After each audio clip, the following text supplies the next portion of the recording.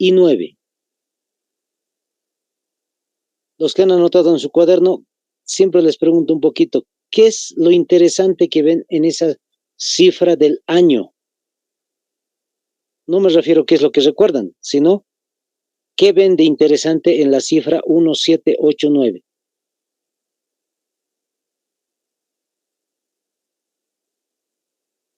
No sé si se han dado cuenta, son números que están correlativos. No se van a olvidar nunca más. Colocan el 1, 7, 8, 9 y siempre es la Revolución Francesa. Son correlativos, ahí está el 7, ahí está el 8 y ahí está el 9. Entonces, de esa manera se van a acordar, compañeros. Ese es el día de la Revolución Francesa. Al día de hoy, Francia sigue justamente celebrando su día de independencia, entre comillas, cada 14 de julio. Vamos con otro detallito, la finalización de la Revolución Francesa.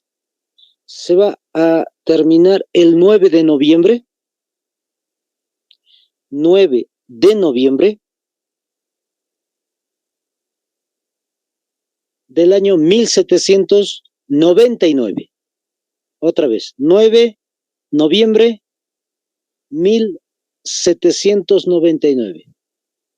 Entonces, ¿cuánto había durado en realidad? 10 años había durado la Revolución Francesa. Como en el 89 ha comenzado y en el 99 termina, pues son 10 años de desarrollo de esta revolución. Vamos a dar algunos detalles importantes de esta revolución. Vamos a comenzar justamente con los antecedentes. Lo que están observando, para comenzar, pueden anotarse, es el Palacio de Versalles. Ahora, imagínense lo siguiente, siempre les hago tratar de que contextualicen un poquito en su mente de ustedes. En la ciudad donde estén ustedes, compañeros, imagínense una ciudad cercana. Si estamos aquí en el departamento de La Paz, pues podemos pensar de la ciudad de El Alto hacia la ciudad o hacia lo que va a ser la localidad de Viache, por ejemplo. Los que están en Cochabamba, tal vez Quillacollo más o menos. Están en Santa Cruz, no sé, el lugar más cercano de Santa Cruz, ¿qué ciudades están más cerca a Santa Cruz de la Sierra? Entonces, imagínense, esto es lo que han hecho los reyes de Francia. Habían producido o habían construido este palacio para separarse del pueblo francés. Es como decir, son un grupo de nobleza, un grupo de élite distinto al pueblo y simplemente los reyes han tratado de separarse del pueblo. ¿Cuándo ha comenzado esto? Hace muchísimos años atrás, ni siquiera es parte o cerca de la revolución, es los años 1600. Para ese momento se ha desarrollado la construcción de este lugar. Les cuento a modo de anécdota. Se dice que Luis XIII había simplemente viajado a un lugar para distanciarse de toda la sociedad, había llegado a este lugar tan bonito y lo que había desarrollado es simplemente la idea de construir algo. Va a pasar varios años, Luis XIV, que va a ser su hijo, va a empezar a construir el palacio, va a hacer mejoras del palacio como están observando. Entonces, Versalles va a ser un centro político, como les dije, de alejamiento de la población. Luis XIV es entonces el rey, pero va a haber un personaje que después de él, Luis XV, va a mejorar todavía la construcción y hay una separación o división más radical todavía con el pueblo. Ahora, otro detalle interesante acerca de este sector político que es Versalles, ahí están viendo la imagen, por ejemplo, actual de lo que es Versalles en la actualidad. Va a haber un personaje que se llama Luis Capet. Anótense el nombrecito, Luis Capet. Es heredero al trono de Francia, Luis Capet. El nombre verdadero lo están observando ahí, es decir, el nombre de noble. El personaje se llama Luis XVI. Fíjense, el nombre real es Luis Capet, pero el nombre que le han dado de nobleza es Luis XVI. Como están observando, es el rey de Francia. La otra personaje que están observando ahí, justamente es la reina de Francia, María Antonieta. Anótense ahí, María Antonieta, y el título que ella ostentaba era archiduquesa de Austria. ¿Qué quiere decir esto? Que en realidad María Antonieta no era francesa, era de nacionalidad austriaca, es de Austria, no es de Francia. Ahora les doy el contexto, ¿ya? Ahí vamos a quedarnos un poquito a entender qué es lo que sucedió en esos años. Ahora sí, ya ha pasado muchos años desde la construcción de Versalles, 1600, pasó 1650, si quieren ustedes, 1700, ya estamos ahora 1750, 1786 más o menos, 87, 88, para ese momento de la revolución. En el contexto, estos dos personajes, Luis XVI y María Antonieta, el día que se conocieron, se casaron. ¿A qué me voy? No es lo que están pensando ustedes, no es como una novela, sino que en realidad lo que sucede es que los papás de Luis XVI, es decir, los reyes de Francia y la emperatriz de Austria, que es la mamá de María Antonieta, tenían distintos tipos de problemas diplomáticos, políticos, militares entre los dos países, y para que ya no continúen esos problemas diplomáticos, pues dijeron, vamos a firmar una especie de tratado de paz.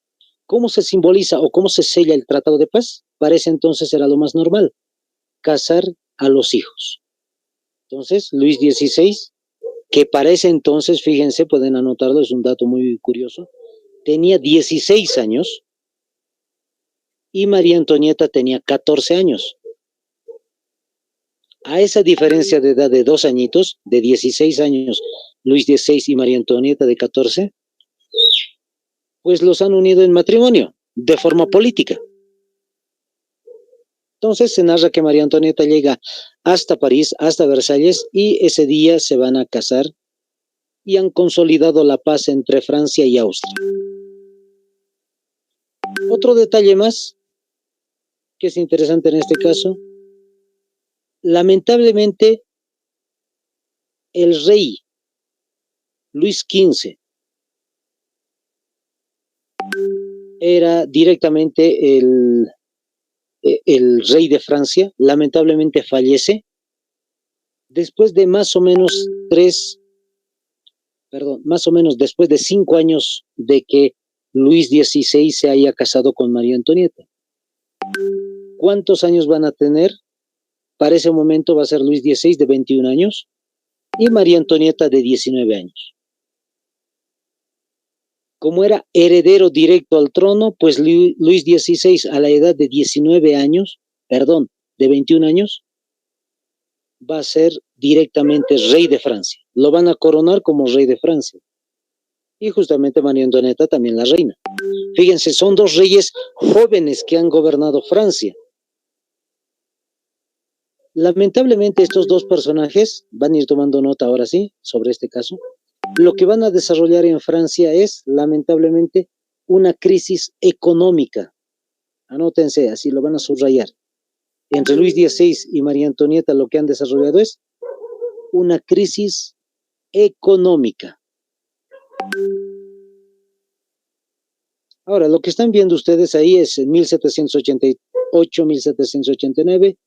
En Francia lo que ha sucedido era que hubo inviernos muy duros y lamentablemente pues va a haber bajas cosechas, eso quiere decir escasez de alimento. Mientras tanto, Luis XVI y María Antonieta están gastando montos de dinero excesivos. Un ejemplo de esto, lo que están observando.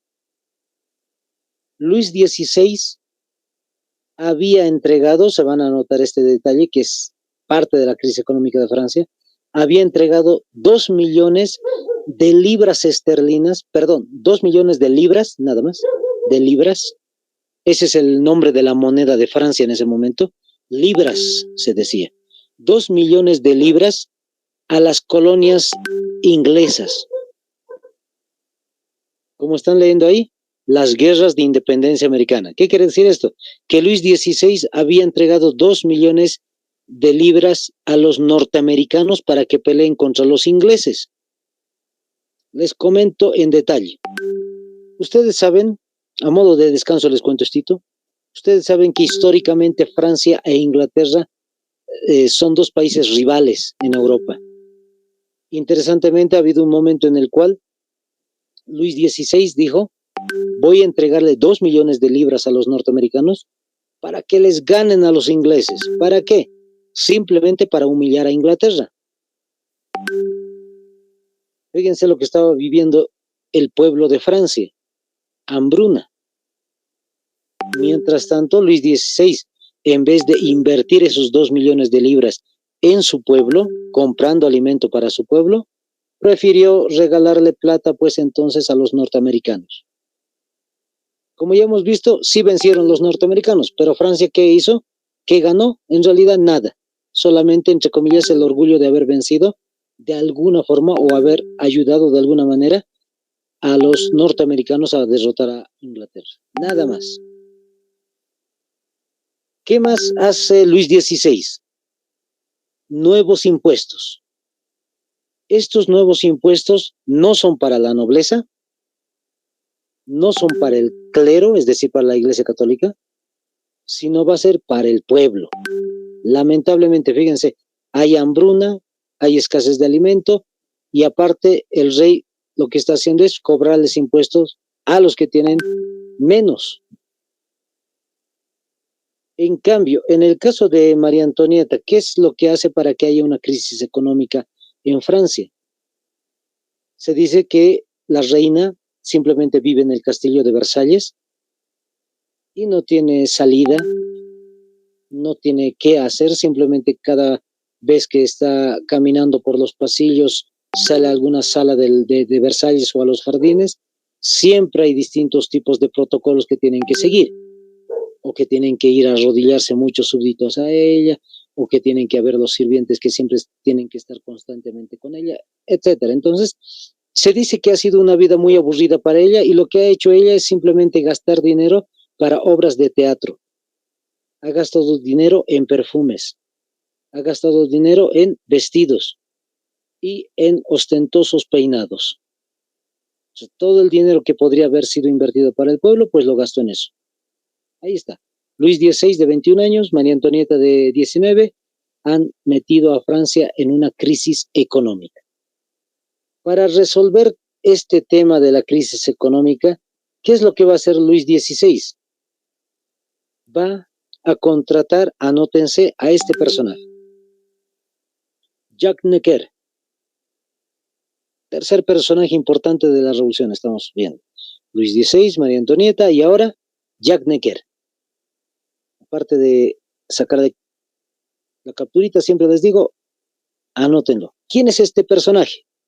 Ministro de Economía. Es el ministro de Economía, entonces, que Luis XVI había contratado para que saque a Francia de la crisis económica. Ahora, un detalle mientras están anotando ahí, ministro de Economía.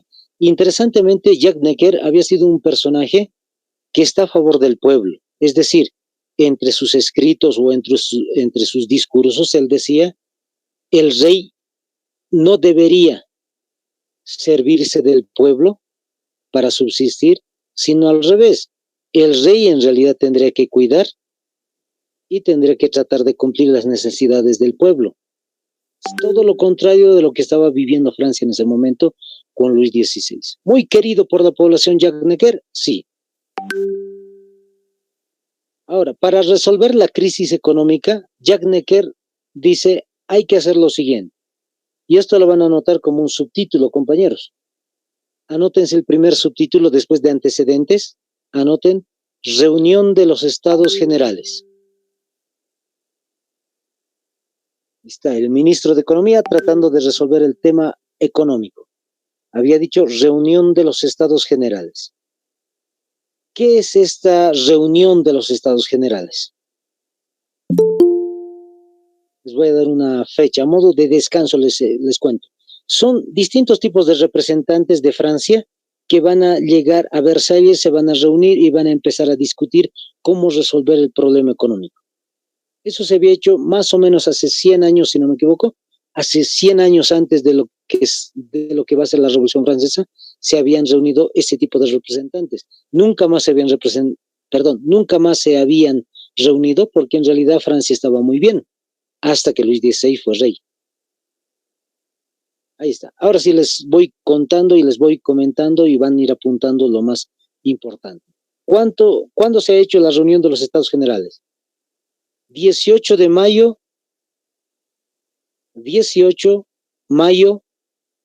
de 1789. El año de la revolución, ¿no ve? 1789. 18 de mayo de 1789. Entonces, fíjense, estamos cerquita a la revolución, está en julio. Estamos en mayo ahorita, está en julio lo que va a ser la revolución. Fíjense, se han reunido estos tres estados. ¿Quiénes son los tres estados?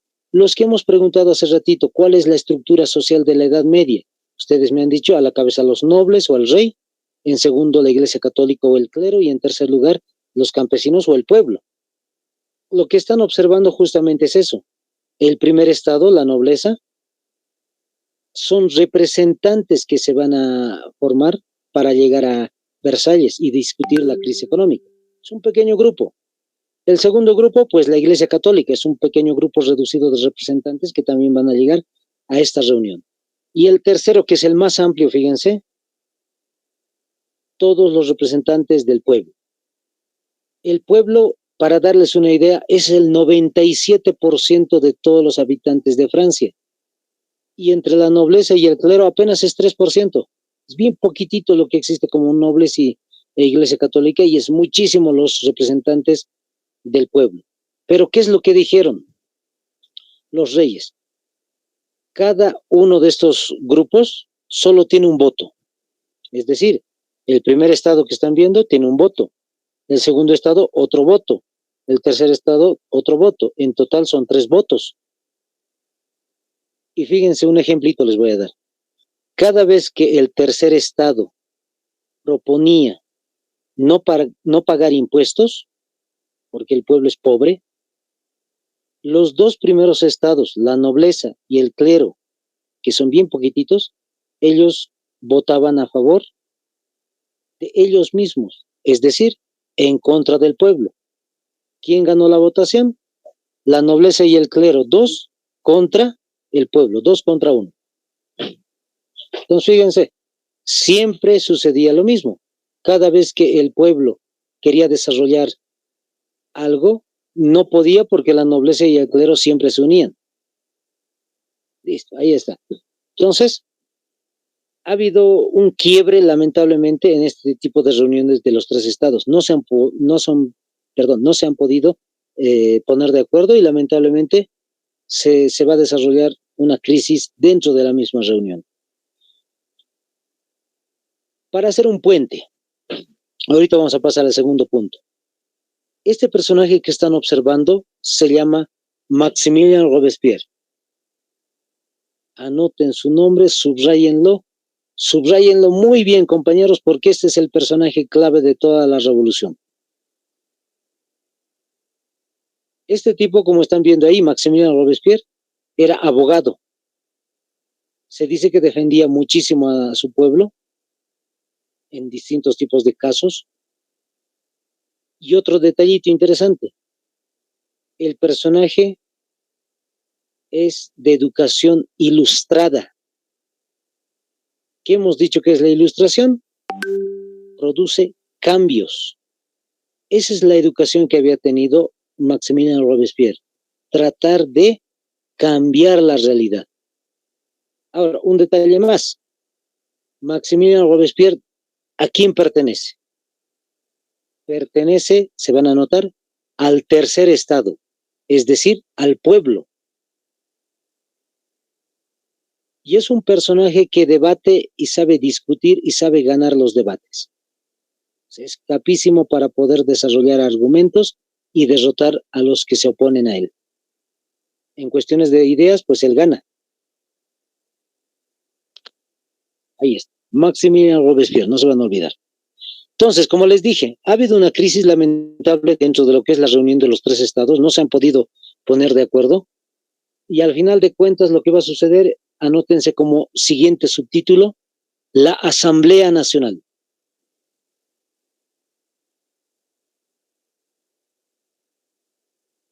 La Asamblea Nacional. Como no se ha podido desarrollar ningún acuerdo con los tres estados, la Asamblea Nacional significa, se van a anotar, la reunión solito del tercer estado. La reunión solo del tercer estado, solo de los representantes del pueblo, nadie más. Ahí no entra Iglesia Católica, no entran príncipes, nobles, no entra nada de el poder político, solamente el pueblo. ¿Cuándo se ha desarrollado la Asamblea Nacional? Anótense, 20 de junio. 20 de junio, junio con N de niño por si acaso, si es que no me escuchan bien, junio del mismo año 1789. Nos estamos acercando más todavía, chicos, a lo que va a ser la Revolución Francesa. Ahora, ¿en qué consiste la Asamblea Nacional? Como dijimos, es la reunión de los representantes del pueblo.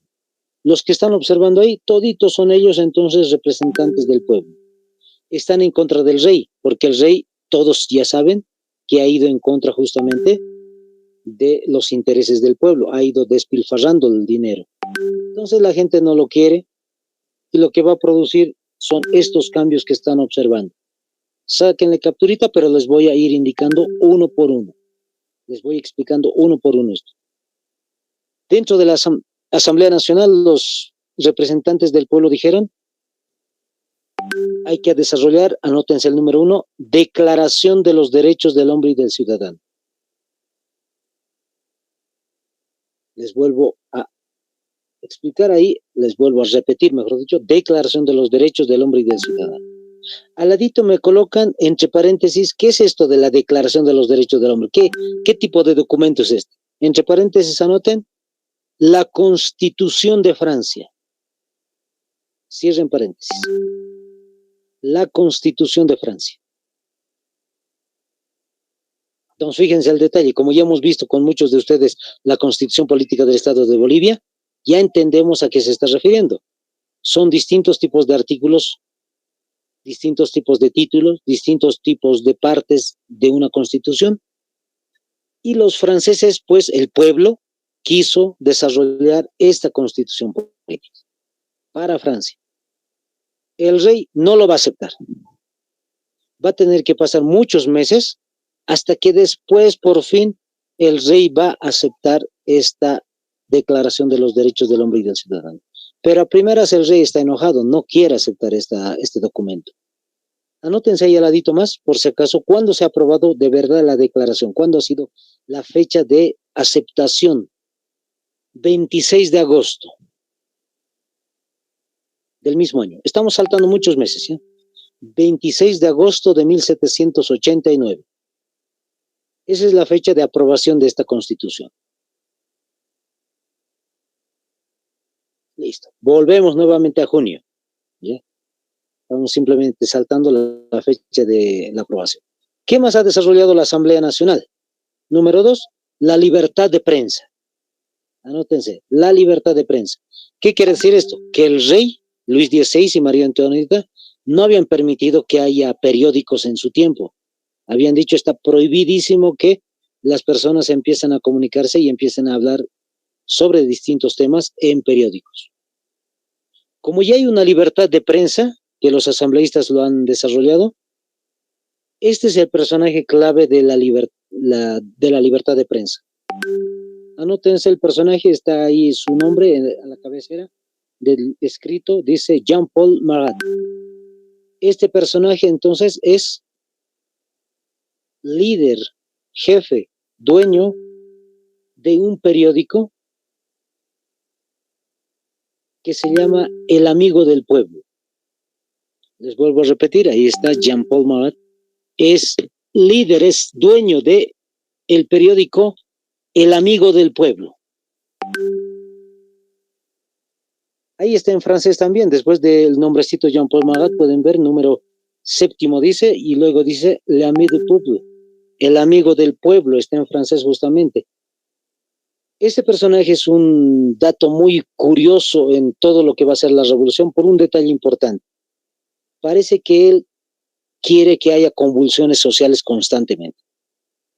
Es decir, no es un periódico positivo, sino es un periódico simplemente de saña, de rencores, si quieren ustedes, porque cada vez que él escucha, aunque no sea verdad, aunque solamente sea un pequeño rumor o una calumnia, él lo que va a hacer es simplemente colocarlo en su periódico como si fuera verdad, y a partir de ahí la gente se enoja y empieza a desarrollar distintos tipos de conflictos contra el rey. Ahí está. Entonces es el personaje principal. Volvemos a la lista. Número 3. Libertad de las Antillas Francesas. ¿A qué se refiere con la libertad de las Antillas Francesas? Las personas de la asamblea decían esto: nosotros queremos liberarnos del rey, no queremos que el rey nos esté ordenando en todo, por eso hemos hecho una constitución, por eso queremos una libertad de prensa, pero como nosotros queremos esta libertad, pues nosotros, Francia, tenemos que darle también libertad a las islas de Francia. Antillas Francesas significa islas de Francia. En otras palabras, los territorios colonizados por Francia, estos representantes del pueblo decían, hay que liberarlos. Un ejemplito que les voy a dar, solo un ejemplito. Haití. Haití hasta el día de hoy es un país de Centroamérica que habla francés, justamente porque era una colonia de Francia. Entonces imagínense Haití lleno de franceses, es decir, gobernado por franceses. Entonces estas personas de la Asamblea Nacional dijeron, hay que liberarlos. Si nosotros queremos libertad, también hay que otorgarle libertad a ellos. Listo, ese es el tercer punto. Vamos a la cuarta, que es un caso muy interesante, un hito bien interesante. Eliminación de la pena de muerte. Con Luis XVI lo que sucedía era arrestos y posteriormente asesinatos, es decir, ejecuciones, porque se ha desarrollado un juicio rápido contra alguna persona y fallecían las personas. Podían fallecer de diferentes formas, con torturas, que era lo más normal, por decir, cómo es que fallecían las personas de ese tiempo. Entonces, los de la Asamblea Nacional dicen, hay que borrar eso. No tiene que existir más pena de muerte. Sí arrestos, pero no muerte. ¿Listo? Eso es lo que habían desarrollado los de la Asamblea, chicos. Ahora, mientras eso están discutiendo los asambleístas, los representantes del pueblo, se va a desarrollar distintos tipos de convulsiones en París. París va a ser el centro político importante y interesantemente Jacques Necker, como dijimos, está a favor del pueblo. El rey lo va a despedir. Una vez que se despide a Jacques Necker, la gente se enoja más todavía contra el rey Luis XVI. Y ahora sí vamos al tema. Mientras está pasando la Asamblea Nacional, no van a colocar ningún subtítulo, seguimos en la Asamblea Nacional. Mientras está pasando la Asamblea Nacional, pues se desarrolla la Revolución Francesa. Anótense la fecha, que no se les olvide, 14 de julio de 1789 es fecha específica de la Revolución Francesa. Les voy a contar ahorita, anótense primero, les voy a contar qué es lo que pasó ese día. Tremendo día de conflicto para los franceses en esa fecha del 14 de julio. Ahora, en el examen les pueden preguntar, ¿qué fecha es la Revolución Francesa? Y ustedes colocan 14 de julio, perdón, buscan, en realidad, inciso A, B, C, D, buscan 14 de julio de 1789. Pero también les podrían preguntar de otra manera, chicos. Les podrían decir, ¿qué se recuerda el 14 de julio de 1789? Y los incisos, en ninguno puede decir Revolución Francesa. ¿Qué es lo que puede decir? Toma de la Bastilla. En otras palabras, decir Revolución Francesa o decir lo que están viendo ahí, toma de la Bastilla, es lo mismo, es el mismo día, es el mismo evento, si quieren ustedes. Les vuelvo a repetir, decir Revolución Francesa o decir toma de la Bastilla, en este caso va a ser lo mismo. Ahora sí, les voy contando. Un 14 de julio de ese año, la gente había salido a las calles en París a protestar. Imagínense, la gente se organiza y empieza a movilizarse en las calles, y el rey Luis XVI, en vez de tratar de solucionar el problema, lo que va a hacer es colocar al ejército de Francia alrededor de París. Ustedes ya saben, los gobernantes muchas veces cometen los errores de, en vez de solucionar los problemas, simplemente masificar el problema. Cuando colocan los soldados alrededor de París, pues la gente se va a enojar más todavía. Se enoja tanto la gente de París que en algún momento empiezan a asaltar donde está guardada las armas. Eso se llama las armerías de armas, ¿no ve? Armerías. Entonces asaltan las armerías, empiezan a sacar todos los fusiles que encuentran y tienen municiones, es decir, los balines. Empiezan a sacar todo eso y se lo distribuyen a la población. Fíjense lo que está pasando. Y es una revolución porque la gente está tomando las armas. Pero no conforme con eso, la gente tiene armas, tiene munición, pero no tiene pólvora. Entonces lo que querían era buscar la pólvora. ¿Dónde encontraron la pólvora? En este castillo cuyo nombre tiene La Bastilla.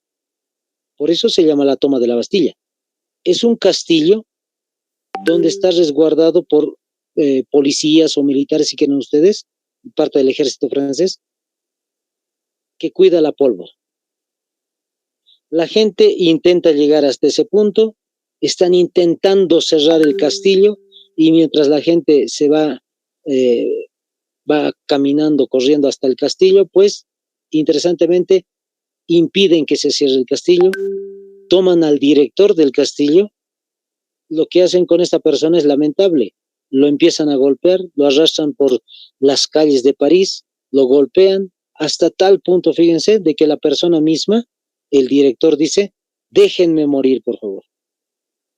La gente de Francia, que estaba tan enojada, le corta la cabeza, lo degolla, agarra la cabeza y lo coloca en una de las lanzas, y así de alguna manera lo desfilan ahí en las calles. Ya comenzó la revolución, eso es la revolución. Ingresaron al castillo, sacaron la pólvora y ahora la ciudad de París está armada. Si hay un enfrentamiento con el ejército de Francia, pues la gente tiene armas y puede defenderse. Listo, ahí está. Ese es el día 14 de julio, llamada toma de la Bastilla o la Revolución Francesa. Así ha comenzado todo. Más adelante, es decir, muchos meses posteriores, va a suceder nuevamente lo mismo. Ya estamos viviendo una época de revolución para julio, agosto, septiembre, octubre. Interesantemente, en octubre va a volver a haber una protesta en París y Luis XVI parece no entender. Luis XVI, ¿qué hace? Vuelve a colocar al ejército alrededor de alrededor de París. Y los franceses, los parisinos, se enojan muchísimo contra Luis XVI. Esta vez se enojan tanto que empiezan una marcha desde París hasta Versalles, hasta el palacio donde hemos visto al inicio. Como dijimos, donde están situados ustedes, compañeros, vean dónde está una ciudad próxima. Entonces, imagínense ir de donde están ustedes hasta esa ciudad, la gente va caminando a pie, kilómetros y kilómetros, y llega hasta el Palacio de Versalles y los rodea completamente. Luis XVI, lamentablemente, se dicen muchos de los documentales sobre la Revolución Francesa, o en un documental específico, dice, no tenía carácter de rey, lamentablemente. No sabía qué hacer. Dudaba muchísimo. ¿Eso qué quiere decir? Que cuando llega la gente ahí a Versalles, lo que la gente le va a proponer es que acepte la Declaración de los Derechos del Hombre y del Ciudadano, la Constitución de Francia. Luis XVI no sabe qué hacer y hace que la gente se enoje más todavía. El grupo de personas va de centenares a miles de personas al día siguiente, va a estar toda la noche rodeado de Versalles y lamentablemente hay un grupo de personas que van a ingresar hasta el palacio y van a llegar hasta los aposentos de María Antonieta. Justo María Antonieta había salido de su alcoba, de su cuarto, y las personas que han ingresado hasta el cuarto de María Antonieta, pues lo que van a hacer es trizas la cama. Han entrado con cuchillos, con distintos tipos de armas y han destrozado completamente su cama. Es decir, querían asesinar a la reina. Recién Luis XVI accede y acepta firmar la Declaración de los Derechos del Hombre y del Ciudadano. Entonces, el rey es el que tiene el poder, pero ahora hay una constitución que también tiene el poder. A partir de ese momento, el pueblo de Francia, o de París específicamente, no se va a rendir. Le van a pedir a Luis XVI y a María Antonieta no quedarse en Versalles, porque está muy lejos. Le van a decir, queremos que los reyes lleguen a París. Hay un palacio dentro de París, queremos que vayan a vivir ahí. ¿Para qué? Para que cualquier petición que tengan al rey, pues se lo hagan rapidito, ahí a la vuelta de la esquina, por decir así. Y los reyes, pues, tuvieron que acceder. ¿Por qué motivos? Porque la gente está totalmente enojada. Incluso han degollado a 2 personas más, 2 guardias de Luis XVI, y los están haciendo desfilar sus cabezas, como en el caso del director. Es muy, muy sangriento lo que está pasando ahí en Francia. Listo. Vamos con un punto más. Subtítulo. Ahora sí, vamos con otra etapa. Este subtítulo se llama La Convención Nacional. Mientras están anotando, les comento. Hemos visto la reunión de los 3 estados generales, los representantes de los 3 grupos sociales en Francia, nobles, la Iglesia Católica y el pueblo. Ha ido pasando de esta reunión de representantes a la Asamblea Nacional. Dentro de la Asamblea Nacional, uno de los personajes más importantes, ya dijimos, Maximilien Robespierre. Ahora, dentro de la Convención Nacional, sigue siendo el personaje Maximilien Robespierre el personaje clave. ¿Qué años van a durar la Convención Nacional? Anótense, de 1792, de 1792 al año 1795. 1795. 3 años de duración, fíjense, de 1792 a 1795. Ahora, ¿qué es la convención? Ya no son representantes del pueblo. Ojo, ya no son. Los representantes, muchos han descansado, se han ido a sus localidades, a sus pueblos. Lo que va a ser la Convención Nacional, anótense, son 3 partidos políticos. Y vamos a ir uno por uno anotando, no vamos a anotar todito de golpe, uno por uno, compañeros. Esos son los 3 partidos políticos que han tenido que gobernar Francia juntamente con Luis XVI. Luis XVI sigue siendo rey, solo que su poder se ha achicado. ¿Por qué? Porque hay una constitución. Y ahora hay este grupo de políticos que también están aceptando o creando muchas leyes nuevas contra el rey. Vamos a anotarnos el primer partido político. Se llama los Jacobinos, como están viendo ahí. Al ladito de los jacobinos me van a anotar entre paréntesis qué tipo de política tenían ellos, ¿ya? Entre paréntesis, abran paréntesis y coloquen lo siguiente. Son los más radicales. Entonces son los radicales de la revolución. Cierren paréntesis. ¿Qué estamos diciendo? Estamos en un contexto de revolución. Todo tipo de cambios se están haciendo en Francia. Pero los jacobinos son los más radicales, los más duros. Así les voy a decir, si es que hay que asesinar al rey, pues los jacobinos dicen, hay que hacerlo. ¿Quién es el personaje clave de los jacobinos? Ya dijimos, Maximilien Robespierre. Él es el líder, por decir así, no es que sea electo líder, nada, sino es una de las cabezas de los jacobinos. Por sus argumentos, por su forma de debatir. Segundo grupo, Los girondinos. Los girondinos. ¿Cuál es su política de los girondinos? Anótense entre paréntesis también. Son conservadores. Son conservadores. Entonces, fíjense, son conservadores. Cierren paréntesis. ¿Cuál es el detalle de conservador? Que no trata de cambiar mucho. Ojo. Ellos igualitos son revolucionarios, igualito que los jacobinos, están aceptando la revolución, solo que los cambios que quieren desarrollar es con calma, de paso a paso, mientras que los jacobinos son muy rápidos, tratan de hacer lo más rápido posible los cambios para la revolución. No hay un personaje clave, vamos a pasar al tercer partido político que se llama el Pueblo Llano o la Llanura. Cualquiera de los dos nombrecitos es lo mismo, ¿ya? La Llanura o el Pueblo Llano. Su política, nótense entre paréntesis, su política es de centro.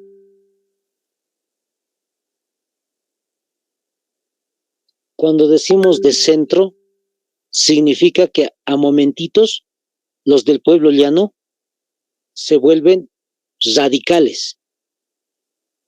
Ha habido un momento en el cual los del Pueblo Llano han asesinado a muchos curas y a muchas personas que estaban encerradas en prisión, que eran los que apoyaban a Luis XVI.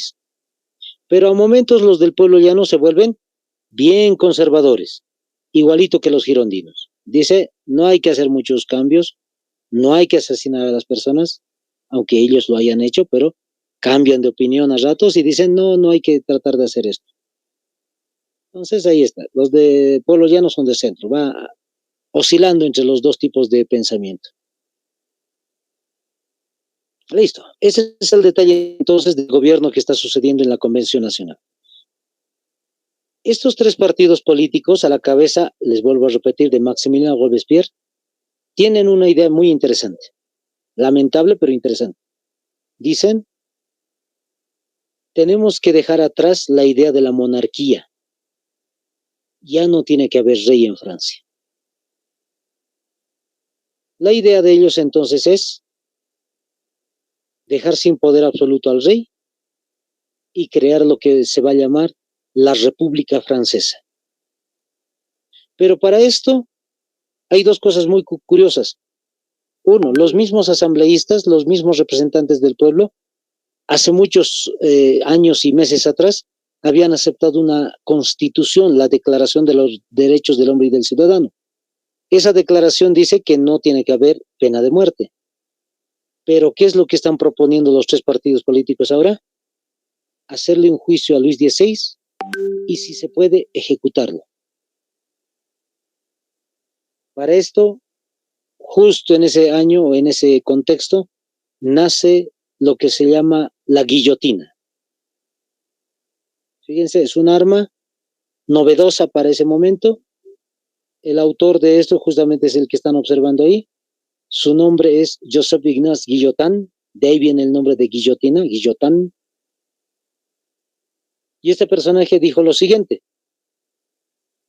parece ser, así entre comillas, parece ser que la muerte es menos dolorosa porque fallece rápidamente la persona, aparentemente. Entonces, los revolucionarios dijeron, hay que hacerle un juicio, le hicieron un juicio a Luis XVI, y sorpresa, compañeros, y ya estaba cantado, ¿no? En el año 1793, anótense, 1793, juzgan y guillotinan a Luis XVI, a inicios de ese año va a ser esto, y a María Antonieta a finales del año. Sí, los van a ejecutar a los dos reyes. Perdón, ¿alguna pregunta? Creo que escuché a algún compañero. ¿Qué año dijo, Listen? Perdón, ¿puede repetir? Ahí está. Sí, está bien. El año es 1793. Ahí está. Entonces, fíjense qué es lo que sucede. Como ya no hay reyes, nació la República Francesa.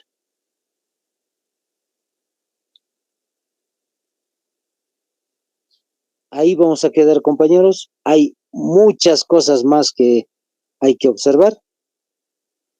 Interesantemente, vamos a ir viendo esos detalles más adelante. Listo. Hasta aquí esta semana hemos